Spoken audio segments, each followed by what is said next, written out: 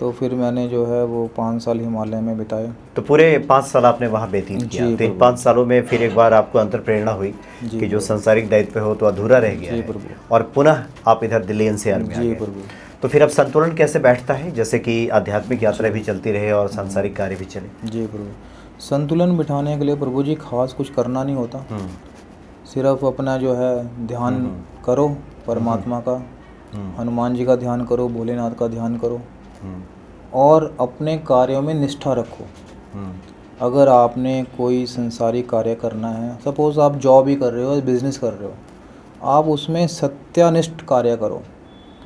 सत्यनिष्ठ का मतलब कि जो सत्य है वही करो, असत्य को ना करो, तो कार्य अपने आप ही होते जाते हैं। आज की डेट में मैं आपको बताता हूँ कि मेरे पास में 8,500 करोड़ के प्रोजेक्ट हैं। अच्छा, हाँ, 8,500 करोड़ के प्रोजेक्ट्स को मैं संभालते हैं आप? यहाँ पर प्रोक्योरमेंट संभाल रहा हूँ प्रभु जी। अच्छा। और आप ये यकीन मानेंगे कि अगर किसी प्रोक्योरमेंट मैनेजर को 8,500 करोड़ के प्रोजेक्ट दे दिए जाएं तो वो पागल हो जाता है।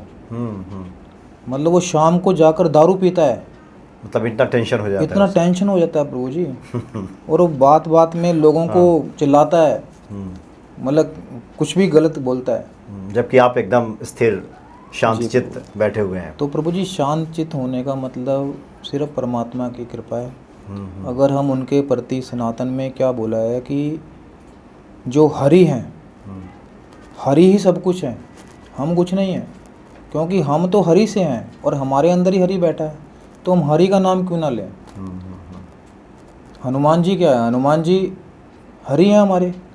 अब जो है हनुमान चालीसा का पाठ करें सुबह शाम अपना जो है, और सात्विक भोजन करें, क्योंकि हनुमान जी को सात्विक भोजन ही पसंद है। अगर आप ये कहते हो कि मैं सात्विक भोजन नहीं खा सकता, या सात्विक भोजन नहीं खाते कई लोग और हनुमान जी की पूजा कर रहे हैं, तो वो थोड़ा सा चलेगा नहीं प्रभु जी। तो सात्विक भोजन करना बहुत आवश्यकता है, और सात्विक विचार, सात्विक विचार होना चाहिए, सात्विक भोजन होना चाहिए, और किसी के प्रति हमारे मन में नफरत नहीं होनी चाहिए, सबके प्रति हमारा प्रेम भाव होना चाहिए। तो इन संकटों से निकलने के लिए बिल्कुल आपने कहा कि हनुमान चालीसा का हनुमान पाठ चालीसा करें। का पाठ करें, क्योंकि ये तो बचपन से मैंने अच्छा, देखा, इसके लिए अनुभव किया। कुछ किसी विधि से आप करते हैं, कोई विशेष उपायों प्रभु के साथ? विधि तो देखो, सबसे बड़ी विधि जो है ना वो आपके भाव हैं। सबसे बड़ी विधि है हमारे मन के भाव, और दूसरा है मैंने आपको जो बताया कि सात्विक आहार होना जरूरी है। आप मांसाहार करके हनुमान जी की भक्ति नहीं कर सकते।